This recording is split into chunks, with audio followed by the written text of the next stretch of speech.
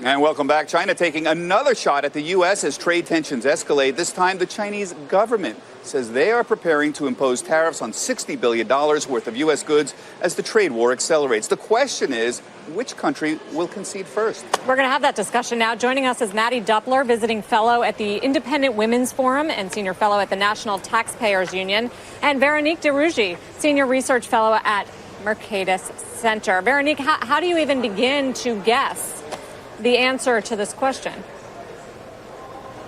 Well, I actually really don't have the answer, but one of the things that I'm sure is that there's a lot of optimism on the Trump side that the Chinese are going to be the one that have to blink because their economy is not booming, and I would not count on it.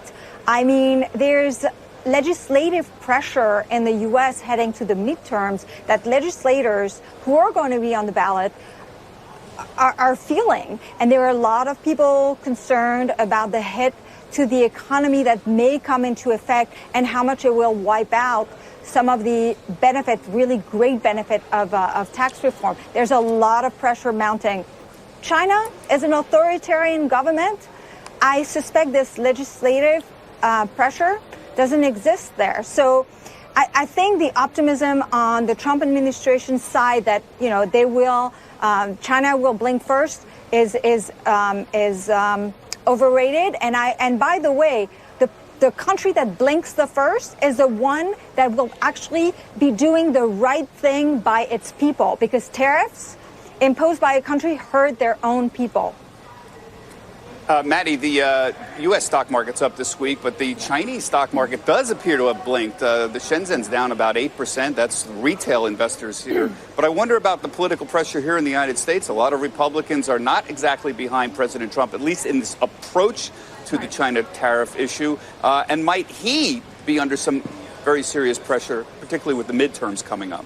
Yeah, Bob, I agree with both your sentiments and with Veronique's there that tariffs are taxes on our own consumers, and they're extremely problematic and they create political pressure.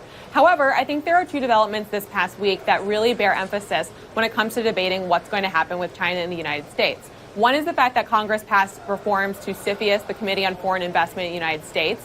This is the body that is actually in charge of a lot of the threats that the administration has claimed have been one of the motivating factors for them levying all of these tariffs on Chinese goods. That's intellectual property theft, forced tech transfers. Those sorts of concerns are things that CFIUS is supposed to be reviewing. Congress has passed legislation now that goes to the president's desk to sign that would strengthen a lot of the faculties that body has. Secondly, I think last week that meeting between EU Commissioner Juncker and Donald Trump was very informative, not only because having some sort of deal, or at least lessening of tensions with the EU, increases pressure on our other trading partners that we are certainly negotiating with at the time, but also because it really will bolster the spine of the Trump administration, thinking that tariffs are the threat that can get the job done. So I think both those developments really do augur a lot more pressure on China now. Evan? Yeah. The question I have is more generally, which is, if you look at the month of August, you have a whole series of things that are going to go on here. You have the NAFTA negotiations. You have negotiations or discussions going on with North Korea. You have the situation with Iran and the Iranian sanctions. And in the middle of all this, you have a potential China-U.S. trade war. And so if you're the Trump administration, this month of August means not just getting the China-U.S.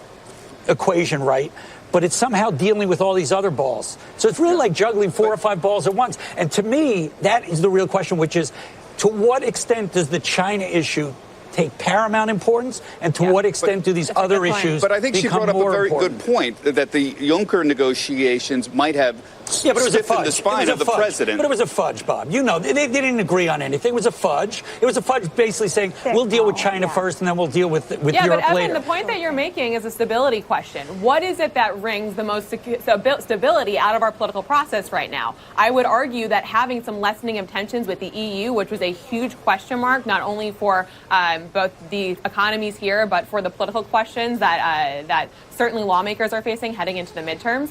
But, what that does to give us a little bit of sense of what the Trump administration will pursue next. I think this, more than anything else, indicates that the Trump administration will certainly feel that their threat in tariffs works. So I think that when considering what's going to happen next with any trade negotiation, we need to consider that the administration has been given a pretty clear signal that their tactics seem to be a positive path forward. We've got to leave it there. It's a great debate. If I can... Yeah, final word quickly, Veronique. Actually, it really doesn't work. The European Union has only agreed to negotiate. The only people I've seen blink so far is the Trump administration. They caved on ZET and on the restriction of investment, and they've also agreed to suspend potential tariffs on auto. It doesn't work. The Europeans are punning. I have not seen anyone so far agree to the terms of the Trump administration. Period. So I actually think we'll see what happens from it. Yeah, Vero, my point simply is that the Trump administration thinks it works, and that's the important part when we're trying to handicap what it does next. Yeah, maybe. Let's see what happens. Maddie Doppler and Veronique DeRougy, thank you. It was a good conversation. Thanks, guys.